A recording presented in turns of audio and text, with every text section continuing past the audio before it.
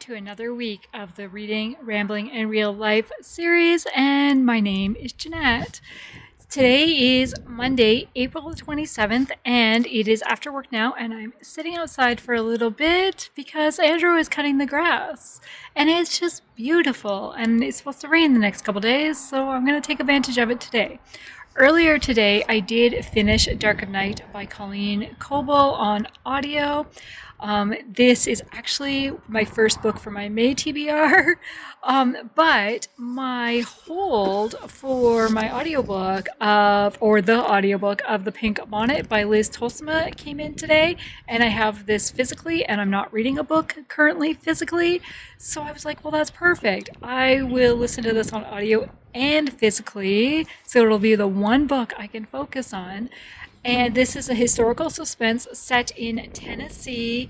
It's part of the True Colors series. This is book 2 in the series. Am I going to read this series in order? There's the True Colors, there's the Heroines of World War II, and there's the Doors to the Past. The other two series I have not read in order, but the only book I've read in this, no, I'm not reading this in order, actually, because I did read another book from this series, now that I think about it. So this is book 2, and I recently read book 1, but I've read a later book in the series. But this is also their standalone books that have the same theme. They don't carry over, but they have the same theme. That's why they're in a series. So yeah, I'm going to start this one now while Andrew cuts grass, and I wait for supper to get ready.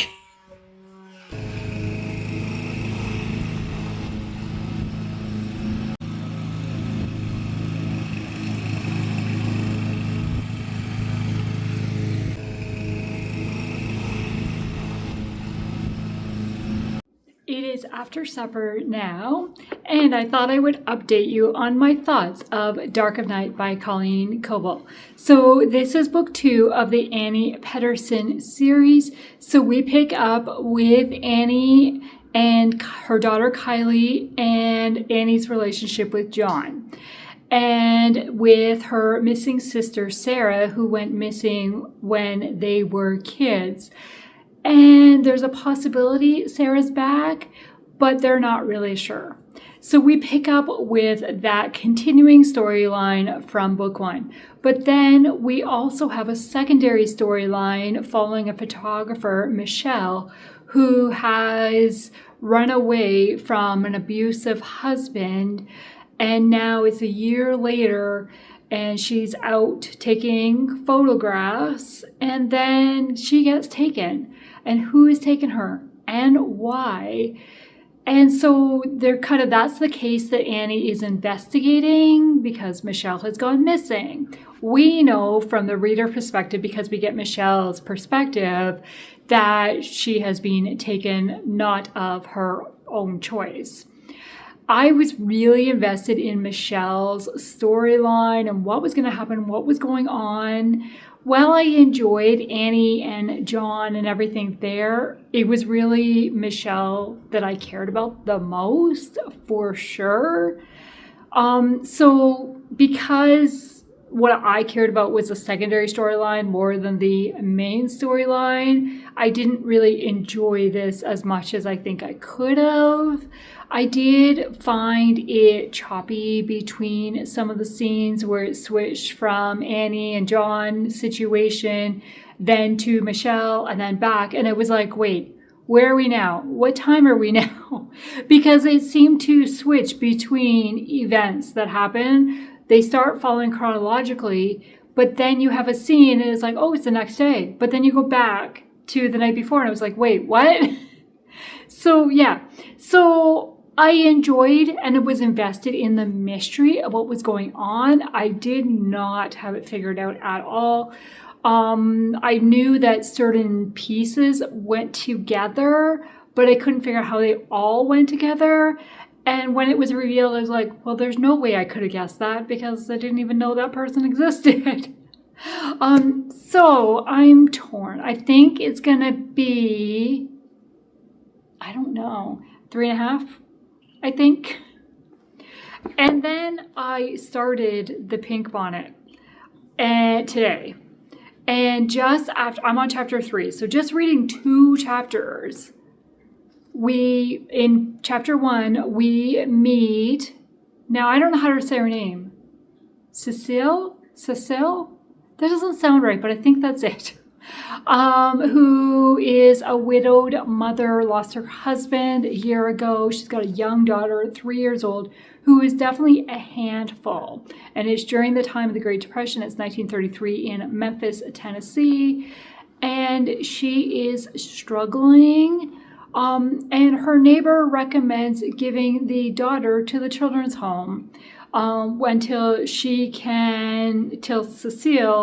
can like find a full-time work and be able to care for the kid financially. And Cecile doesn't want to give her child up, and she's trying to the best that she can for her kid.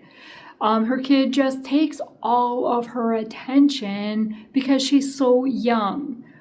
And then something happens, and I couldn't believe the neighbor. Like, really? And then we meet the woman from the Children's Home Society, and you just get this feeling that she is not there doing the right thing. She's not there for the child's best interest. What is going on? It was heart-wrenching in that first chapter because Millie gets taken from Cecile, and Cecile doesn't know. She just comes home to the babysitter and the child's gone. And it's like, oh my gosh, like I couldn't imagine the heartbreak and the frustration and the fear in that. And so now she is trying to find her daughter, and she's gone to the children's home to try to get her daughter back, and something has happened and we don't know. So yeah, I'm 2 chapters in and I am so invested. So yeah, I'm only page 20. So we will see. So this is what I'm going to be continuing tonight. What are you doing? She's videotaping all of her pictures. It is Tuesday evening now, and it's been a fairly busy day. I got home from work, and then we had friends come over, and Andrew and him worked on changing out his winter tires on his car. So me and Sue chatted about books. Surprise, surprise. It's like, did you read this in school? Did you enjoy it? Did you, yeah, we had a whole conversation about books. Then we planned to go to a book sale on Saturday. Yay! Then once the guys were done, we went out for supper, and then I left them and I went back to work for a meeting. And then I just got home a little while ago, and I was going to film a video tonight, and then I realized my phone is almost dead. I'm like, oh. So then I had to charge it for a bit. So now I'm going to sit down and film a video. But I thought I would update you on The Pink Bonnet by Liz Tolsma. I have this on audio as well as reading it physically. And I have made it to chapter 10, page 76. And oh my gosh, heart-wrenching. Heartbreak is happening. So we have Cecile, who has been separated from her daughter by the director of this children's home. And then we're following a second storyline, or like another character, where a husband and wife have adopted this kid, paid money for this kid. They were told that she is 5, and the husband especially is not treating the kid well, and basically hired the kid or bought the kid for work, like to help the wife out do the work. And if they don't do the work, there is abuse that is physically abuse that is happening.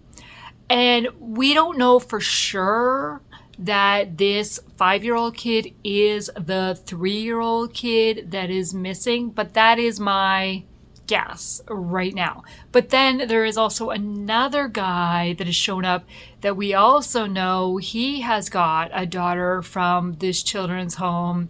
So is it his daughter? And he seems to be a good guy, I think, so far. We don't really know a lot about him.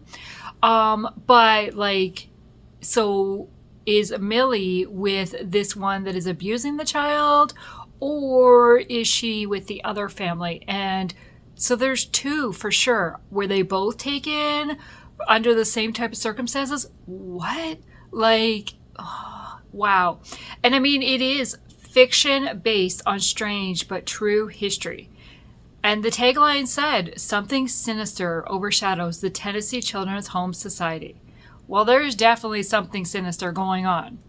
So I'm really invested in this. So I'm going to continue reading once I finish my video filming that I want to get done. That is my Tuesday update. We've made it to Wednesday evening now, and I'm just getting ready to start sprints with Lucy and Em and Alma for the Read Happy sprints. I'm going to be really sad when April's over, and we don't do this on a regular basis. So I am continuing to read The Pink Bonnet. I have now made it at 52%, maybe just over 50. I'm on chapter 19, page 141. It's 250 pages, so I have 110 pages left. Can I do that math? And so, yeah, now something has happened and more threats are happening. And it's like, what is going to happen? Are they going to find? Are the villains going to win? What? So that is what I'm going to be reading during sprints. But I just finished filming a video. I did end up filming a video last night, but I wasn't feeling the one that I filmed, the topic I was filming. So as I was laying in bed last night, it was like, oh, I could do this. And so that is what I filmed today. So now I have piles of books to put back on my bookshelves. You actually, well, other than right there, you can't really tell a whole lot. But I have books sitting on the floor as I pulled out books and stuff. So I'm going to work on putting those away right now before sprints start and work on uploading my clips to my computer so I can start editing, hopefully. Maybe. I don't know. I really want to read. So I don't know if I'll edit tonight or not. We will see how I'm feeling. But that is my update for right now. We've made it to Thursday. And I am home from work and Andrew is out getting a haircut. So last night during sprints, I finished The Pink Bonnet. Now, I stayed for an extra two sprints, really, basically so that I could finish the book. When the sprints ended that I would have been finished, or that I would have been like signing off of sprints, I still had 38 pages, and I'm like, I need to finish this book. So Lucy did another half-hour sprint, and then I was 6 pages. So then she quickly went through the comments and then went to a 15-minute sprint so that I could finish. Thank you, Lucy. And then I signed off, and I know there was at least one more sprint after that, but I went to bed.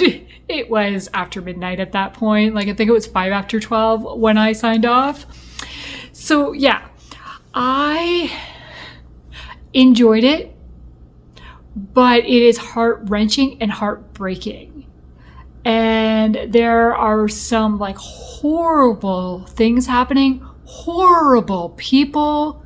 And then I'm reading the afterword, the author's note, and it says that Georgia Tan was a woman who ran an adoption agency in Memphis, Tennessee from 1924 until 1950.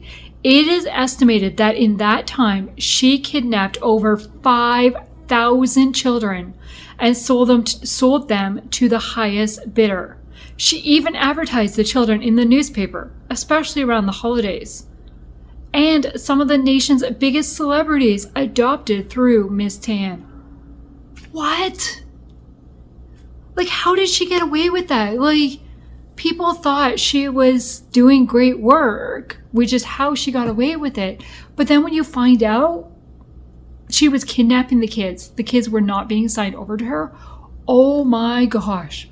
So we follow this from a mother's perspective. Her kid has been taken and she is fighting to get back. And then she is working with a lawyer to really fight, but like everything is stacked against them. It seems like there are people in Georgia Tan's pockets, and true villain, like, oh my gosh.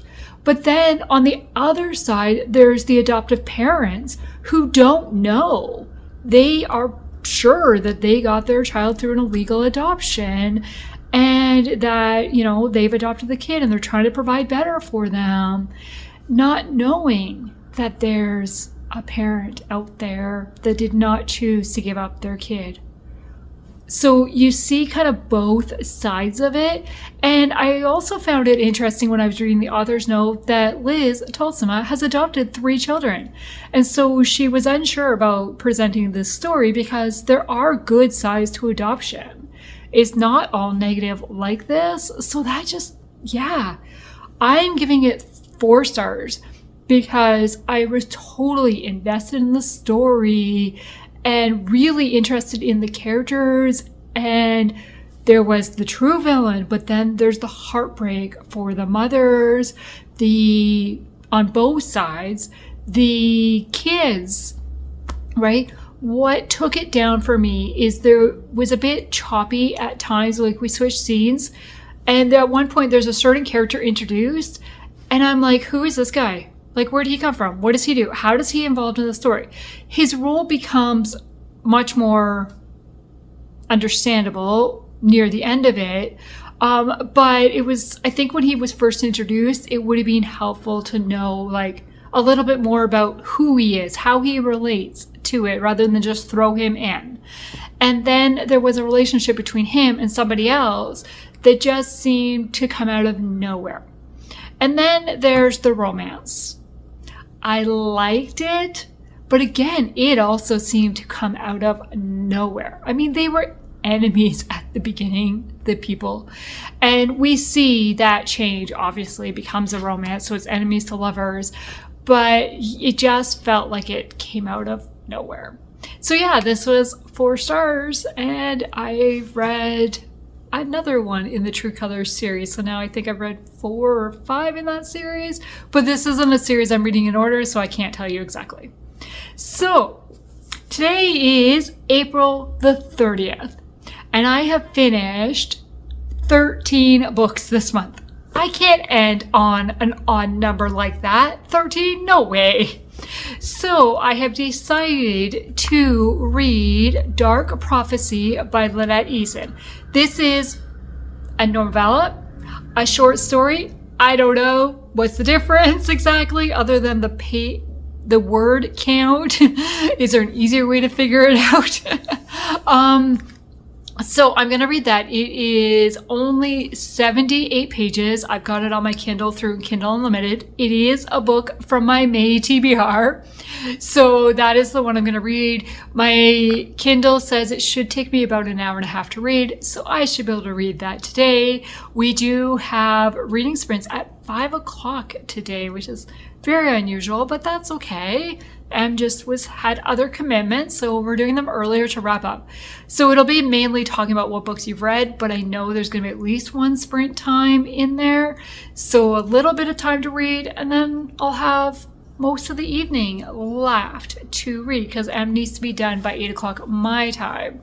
So yeah, I think I can read 78 pages tonight to finish the book with 14, or the month with 14 books. That is the plan anyways. Basically, Andrew and I decided for supper tonight, we're just really on our own. You get what you want, I'll get what I want, because I'm going to participate in the sprints and he'll eat supper during that time, probably. So yeah, I don't know what else. It's Thursday, one more day closer to the weekend, only tomorrow left, but we're getting to a very busy season at work, so yeah, it's been crazy. I didn't even start an audiobook today. So this was also, this was my audiobook that I had as well as reading it physically. And so when I finished it last night, I was like, So then I didn't even start an audiobook today. I watched YouTube as I was getting ready this morning. I think I'm going to do Dark Prophecy and then I will choose what book, because I have a few books that I have on audio and physically, so I can tandem read them, switching it back and forth. And that's what I want to do at the beginning of the month. So that is my plan. Once I know, I will let you know. That is it for now. I'm going to go work on editing the video that I filmed yesterday. It's Friday. And the first thing I did when I got home was pull my hair back because it was just bugging me. Oh, it's so weird. Some days it just, whatever I do, I just don't like it and it's annoying. So last night or yesterday afternoon, evening, night, whatever, at 5 o'clock my time, I sprinted with Em and Alma for the wrap up of the Read Happy sprints. And I started the novella Dark Prophecy by Lynette Eason. Then during those sprints, I finished that novella. It was only 74 pages. So during the whole, we finished sprints, it's about 8 o'clock my time, give or take. Yeah, so this is 4.5 of the Elite Guardian series, which is the female bodyguards. I read that series a number of years ago, but I never read this novella because I'm not a big novella fan. I like to spend more time with the characters, get to know them more and stuff, rather than a short little story.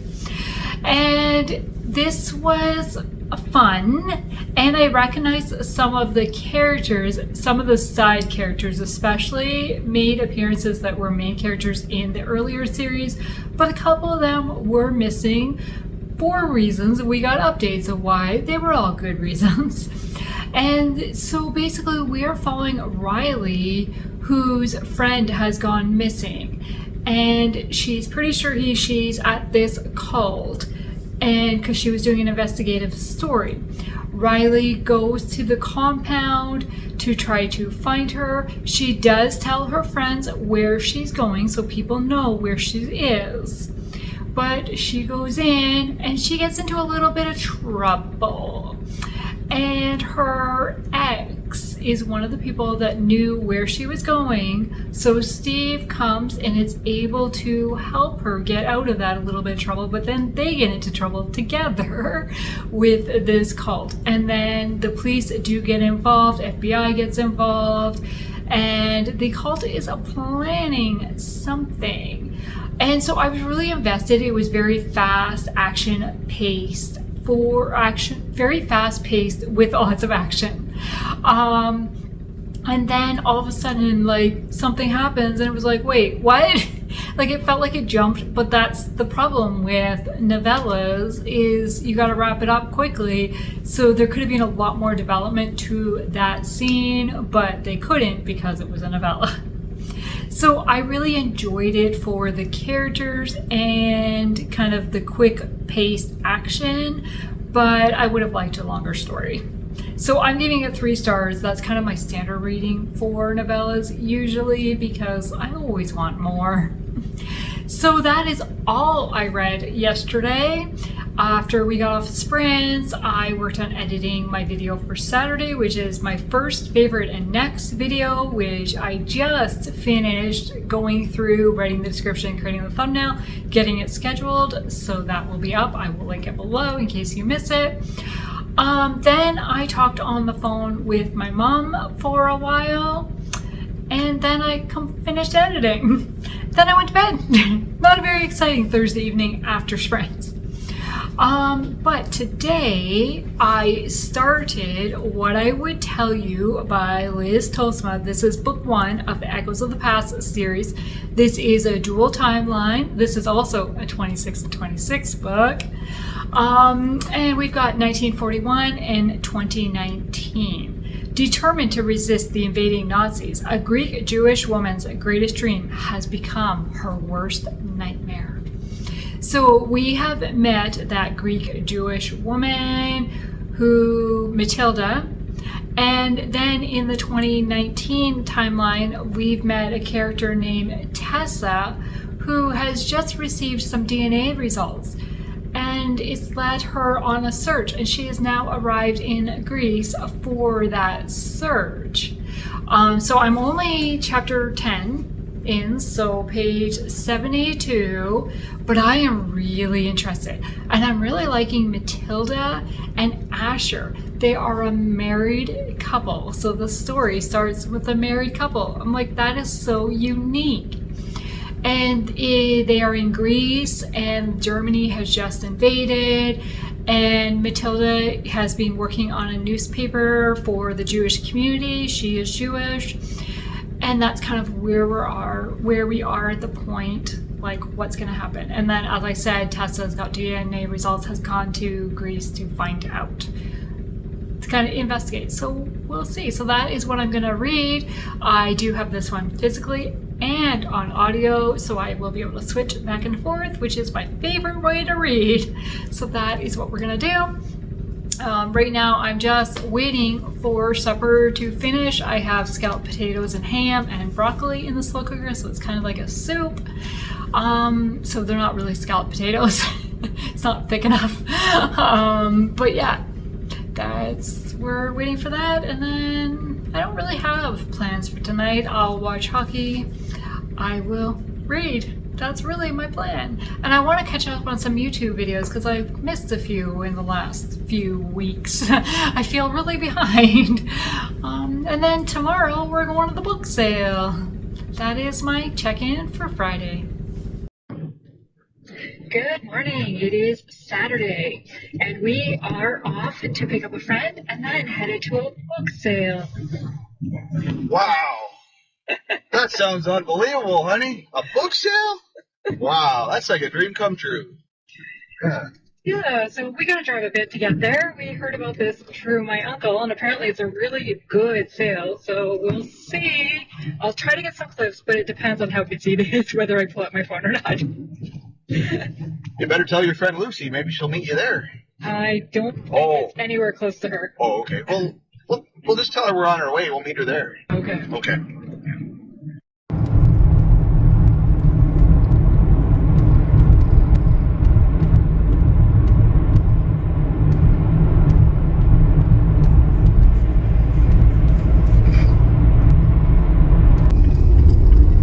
When we saw this on the map, we had to stop.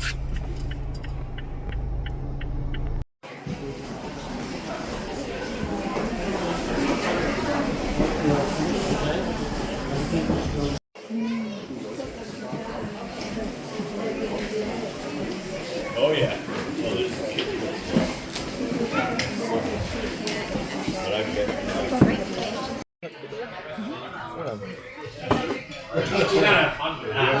Thank you.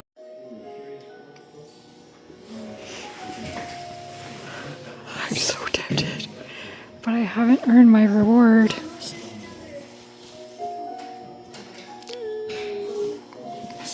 But that is tempting.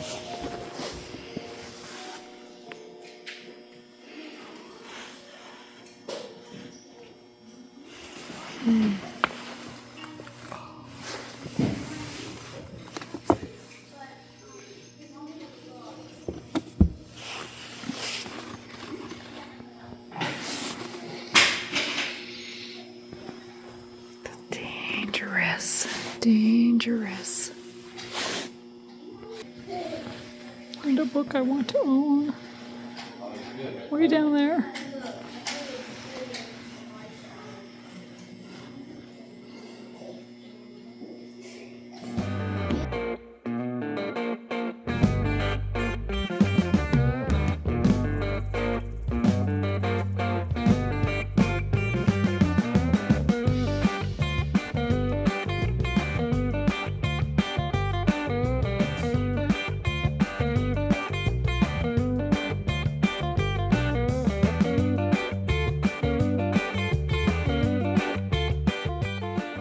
We are home from the book sale and I got some books. So let's do a little haul here. So I got A Desperate Hope by Elizabeth Camden. I really enjoyed her books. So when I saw this one, and I'm pretty sure this is a standalone.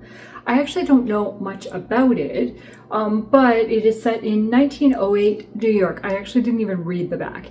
It was really busy at the book sale and trying to get around through the tables, so I did not stand and look. If I recognized the title, I picked it up. But the rest I did not recognize the title. Or the next three anyways. This one is Murder in Cabbagetown by Marlene Ritchie, and it says Toronto auctioneer finds clues to solve case. And when I was reading the back, it says life for Lisa Spencer has been a little boring recently. As an auctioneer in Toronto, she's had her share of interesting clients and expensive and sometimes even exotic lots to auction. But as of late, nothing seems to pique her interest until... Then I'm not going to read any further. And Marlene was born and raised in a small town in Ohio. And then she married a Canadian and moved to Canada. Or she married and moved to Canada. Actually, I don't know if her husband was Canadian. Where they founded an iconic Toronto auction house, which they managed for 27 years until they sold it in 1995. And I was like, huh, I wonder if this is based on a true story or not. I really don't know. It just sounded interesting. It doesn't say. I'll have to look it up and see what it's categorized as. But it just sounded interesting. And Toronto is in Ontario. Then the next two are by the same author. And I first saw A Garden in Paris by Stephanie Grace Whitson. I don't know this author, but it is published by Bethany House. And it says it is fiction contemporary. And then the second one is A Hilltop in Tuscany. And I was like, sounds kind of interesting. So it's never too late to be what you might have been. And, oh, this one doesn't have a tagline. But this one says it's a sequel to A Garden in Paris. So book 1 and book 2. I did look them up on Goodreads because I was able to move out of the way and look. And they both had over 4-star ratings. So I was like, okay, I'll give it a try. And then the last book was, I think, an autobiography, but Peters Mansbridge is a Canadian news anchor. And it says, he is one of Canada's most respected journalists. He is the former chief correspondent for CBC News, anchor of the National, CBC's flagship nightly newscast, where he worked for 30 years reporting on national and international news stories, and host of Mansbridge One-on-One. And so I was like, okay, well, that sounds fun. I remember watching him on the news quite a bit. And then there was pictures inside that Andrew really liked. So I'll just kind of flip through a couple of them.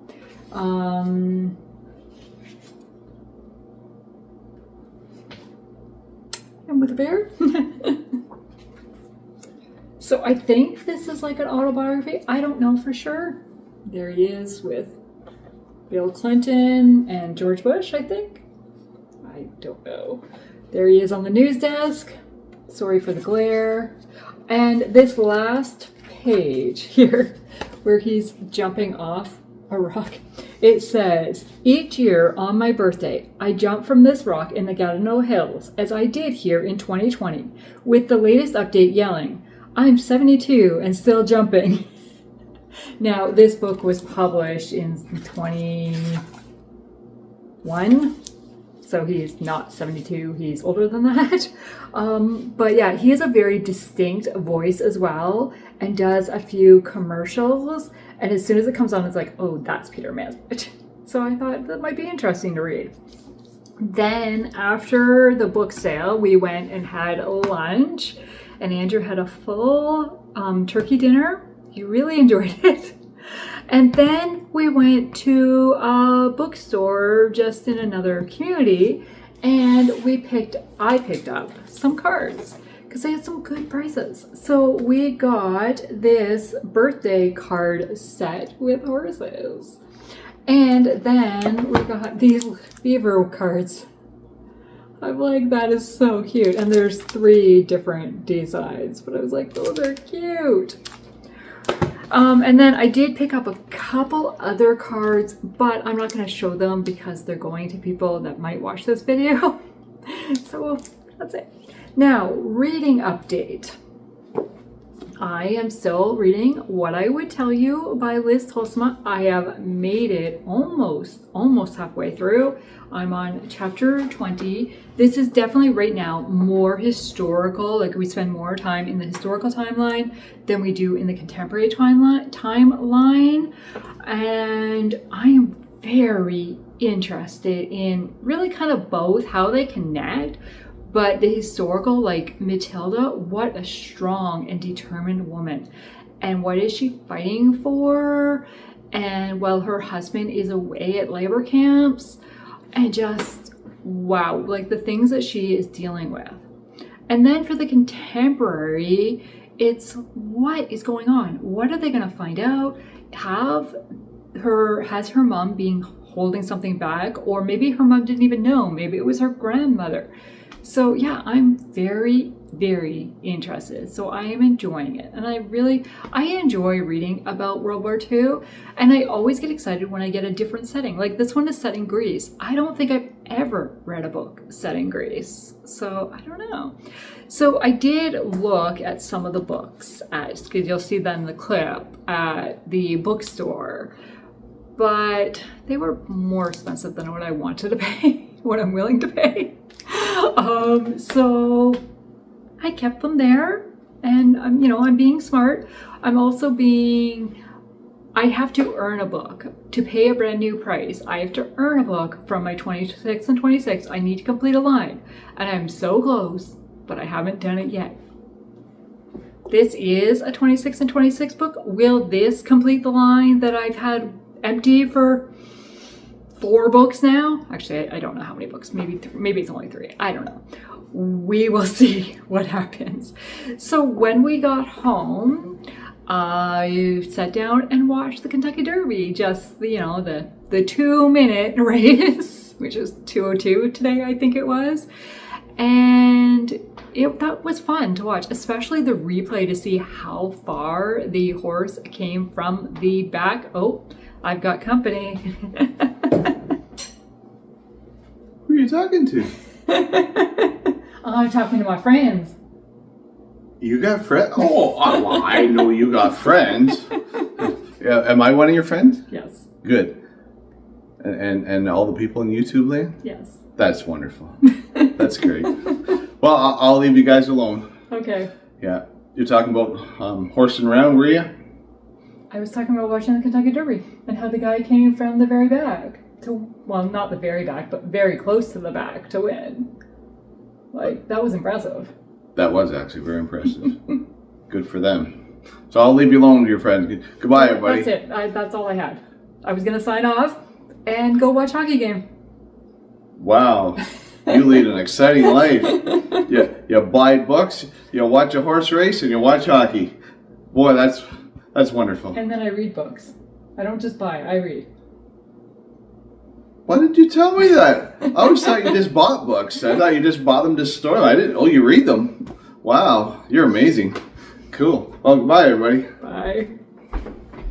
It is Sunday afternoon. We just got home from church, so now we're going to make the French bread pizza for lunch. It's going in the oven.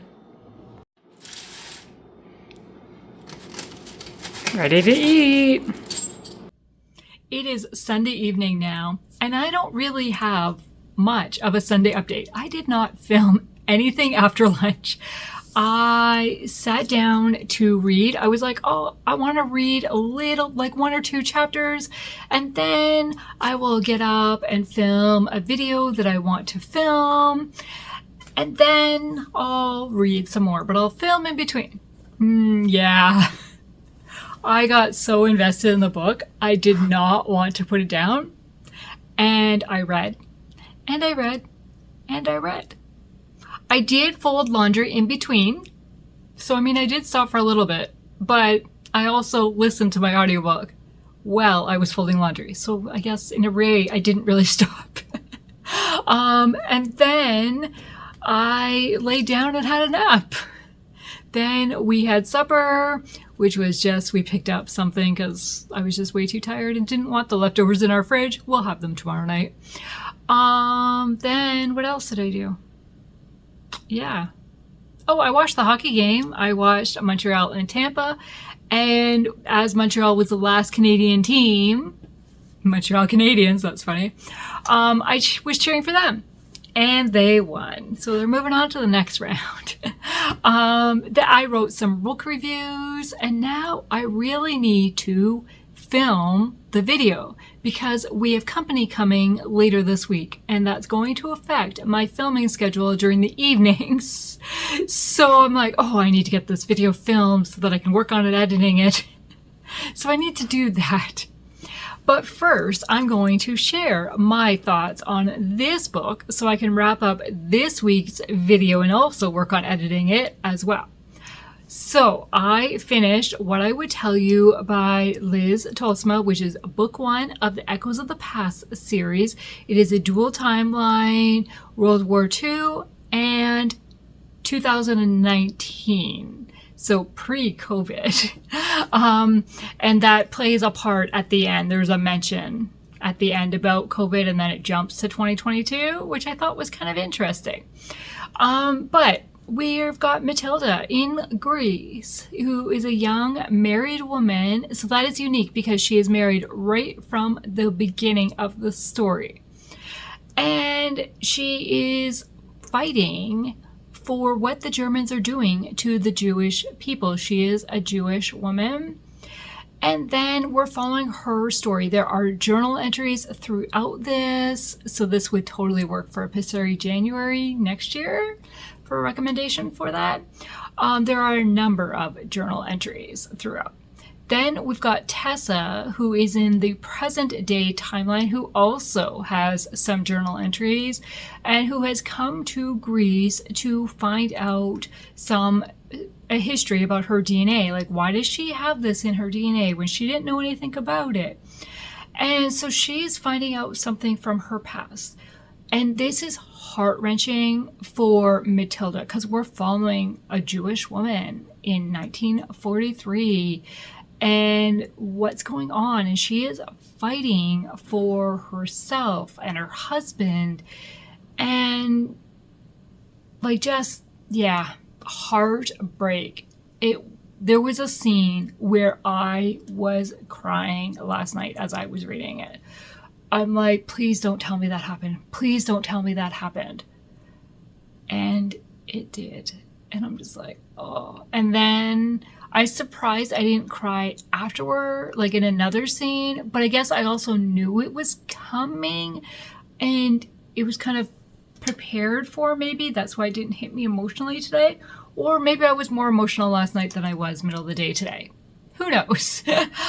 So yeah, I really enjoyed this. And I really enjoyed the 2019.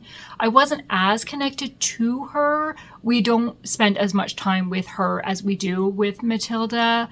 But still, like, her finding out things, especially when she finds out something from her past, like her current living past, like from when she was a younger person, was not exactly what she thought it was, wasn't as it seemed.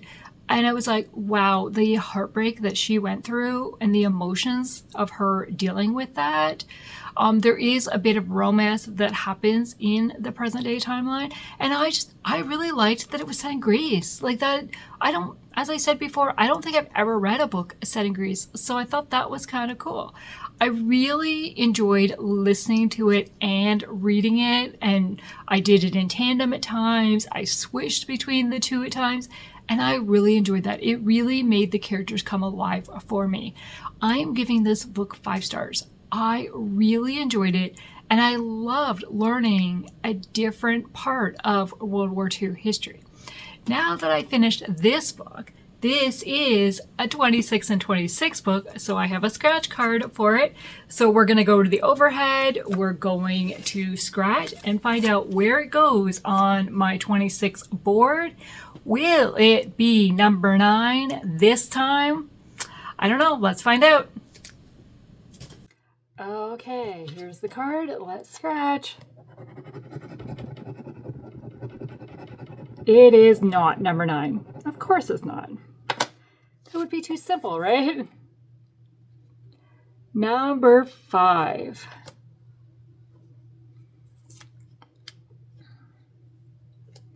Five is up here.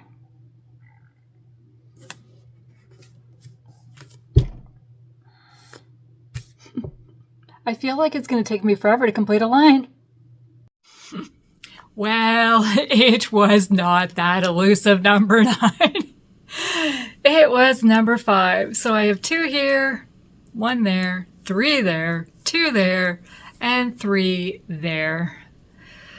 I guess I need to keep reading 26 and 26 books if I want to complete that line. Or a line. So let's wrap up the week. What have I read this week? I gotta bring up my Bookmari app so I can see. Okay, so I have some of the books here. Where are they? So Monday, I finished Dark of Night by Colleen Coble. This was a 3.5 star. I will be continuing the series because I have 1 book left in the series. Then on Wednesday, I finished The Pink Bonnet by Tolsma, which is part of the True Colors series. This is a 4-star read for me. I really enjoyed it, but also, wow, horrible events happening. Then, because I didn't want to end the month on 13 books, I read Dark Prophecy by Lynette Eason on Thursday, and I gave it 3 stars. This is a novella, 74 pages long. Very quick story. Again, a little bit dark stuff that's happening because it was dealing with cults. And then today I finished What I Would Tell You by Tolsma, which was a 5-star read for me. So yeah, this month has started well because this is technically the first book for the month. I want to thank you for taking the time to watch this video today, and I hope you will stay tuned for future videos.